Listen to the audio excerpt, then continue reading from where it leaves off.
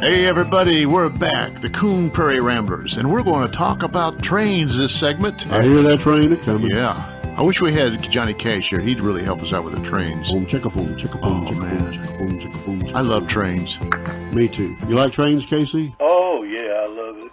There's something romantic about them. I think so. I rode the Amtrak one time from Connecticut to Florida, and that was fun. Really? Yeah, that you're sitting in there going, choom, choom, choom, choom, choom. You know, the plane just Rocking back and forth. back and forth, and that sound, and you could get up and go talk to people, and you go to the dining car. Oh, that was great fun. That's expensive anymore. It's Yeah. ridiculous to ride a train. I had an aunt that lived in Oregon, and I was going to go. We were going to take the family and ride across the country to go see her until we priced it out. Yes. Oh, no way. Oh, yes. That's more expensive than flying. Oh, my goodness. Back in 1998, first time I went to Alaska, I'd never flown.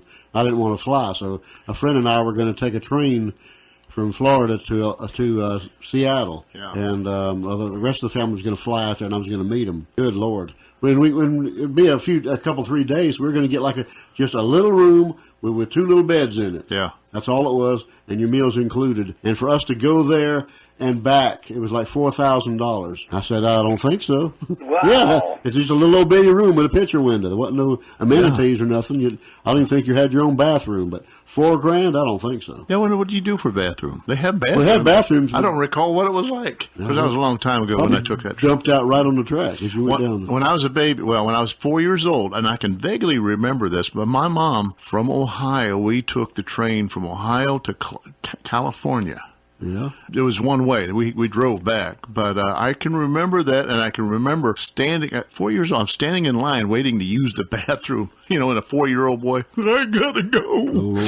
That's not Oh good. my! But that was a fantastic. I know, from what I can remember, it was very good memory. You know, just very happy memory riding that train. You ever rode a train, Casey? Yep, I sure have. When I was a little kid, since I've been an adult, I want to go over to Parrish to that train museum. And Yes. take grandkids over there and go for a little train ride over there. I That'd had to be go fun. over to Orlando and came back or something like that. I've been on that train. That's fun. Oh, you have? Yeah, it's an old train. Well, they have a couple of different. Each car is different, a different age era. Wow. And it's a guided. You know, I think they go. Well, they go. I don't know how far they go. It's not real far, but they take you across Manatee County, or the eastern part of it, and then you go back, and they're just talking to you all the while. And each car is different. You can kind of go back and forth and see what each car what they were like then. It's a very nice tour. My wife and I did that a few years ago down in Fort Myers, Yeah. where they feed you. It's a dinner theater, kind of, and it's like they're putting on a play, and they go from car to car doing each scene or whatever. It's a murder mystery, and you had to kind of figure it out, and they feed you a nice meal, and they sit you in a dining car with another couple, and I don't remember where it went. I think we left out of Fort Myers, went to Punta Gorda, Port Charlotte, or somewhere, and came back. It was just like straight down and straight back. It took maybe 3 hours or something, but it was pretty fun. Yeah. That's the mystery train? Yeah, I don't remember what it cost because our daughters bought it for us for a gift for Christmas or anniversary or something, and we did it a few years back. It was pretty cool, actually. You actually solved the murder while you're on there? Yeah, you had to figure it out, and the actors would go from car to car, and while they were doing one scene in one car, the other players would be doing another scene in another, and they would swap off. And when it was all over, you saw these segments, and you had to talk with the people you were sitting with in the dining car and come up with your solution to who did it or whatever. You would say, like, I think the conductor did it with a candlestick and a dining car. It's kind of like Clue on the playing a game of Clue, except for you're on the railroad or whatever. It was a real nice atmosphere. It was pretty cool. Big picture window. You could watch everything going by. A lot of fun. My first job after out of high school, the day after I graduated from high school, was working on the Penn Central Railroad. I went to work. Oh, really? Went up to Cleveland and became a brakeman in the engine room. How cool is that? Oh, it was great. But the first thing that the engineer told me, he said, "Son, this is a lot of fun, but don't spend your life here." He told me not to make, don't make a career of it. And he'd been there all his life. He'd been there all his life. And I said, "Well, why is that?" He says, "Family." He says, "You want to have family, and you don't have family when you do this." Wow. Yeah. Wise words. Yeah. Did you ever catch a train out of here in Arcadia, Casey? No, I never did. At the depot? They shut down the passenger service here in 1971. But until then, they had you could catch a train here and go wherever you wanted. You could go to Boca Grande, too, couldn't you? Yeah, for next to nothing. People used to do it on Sundays. Or they'd go to Wauchula or whatever. Well, I'll tell you what, if they'd let you do it now, I'd be on there tomorrow. Yeah, me too. That'd be fun. We could do the Coon Prairie Ramblers in the club car. Rambling on down to Boca Grande. Yeah. Moving on down the line. Orange Blossom Special. Woo-hoo! I love trains. I haven't ridden very many. I've ridden them up in the mountains a couple of times. And when we went to Alaska this last time, and one other time, we took the a railroad and all through the mountains up there and crossing by these gorges and everything. And it was a lot of waterfalls and wildlife and stuff. It was really cool in Alaska. At nighttime, CNX or whatever the railroad that is, goes past my house down 17. You hear it at night? I can hear it at night, and it gives you a dreamy feeling or something. It's just a nostalgic something. Yeah.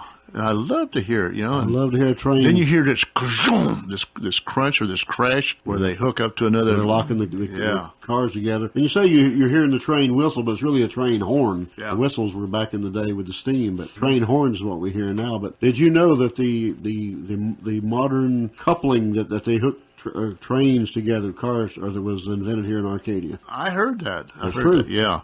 Right, it was back then. The old day they used a pin system. They dropped a pin through there, and that's what pulls you. Now they got this other thing that kind of clamps together. That was invented by. I'd like to go to the Grand Canyon on a train. Just not get too close to the edge. That's a long trip. And you know what? If you do Amtrak, no, not from here. I think they do it from out there somewhere. By. Oh. I don't think you can go anywhere from here on a train. You have to go to Avon Park. I think it's about the closest up place. to Avon Park, Sebring. Jumped it. You can catch it over in Tampa.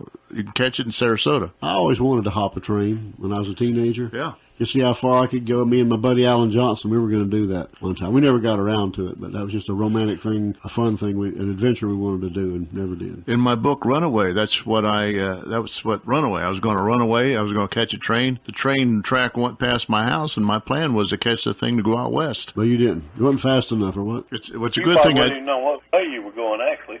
You're right. Well, it's a good thing I didn't get on that train, because years later, when I researched to do the book, I Googled it, and I found that train track didn't go west. It started out going west, but it would take a swoop and went north and went up to Detroit City. Oh, Lord. And I'm thinking, I would have ended up in Detroit City. You could end up at Motown. Yeah. Motown, yeah. And I would have become famous and made like a records. famous singer. You could have been Motown Mel. Oh, my. You could have been a token white in a group. Yeah, I can see Mel doing that. Uh-huh. Yeah, Mel and the Motowners. No. The Motowners.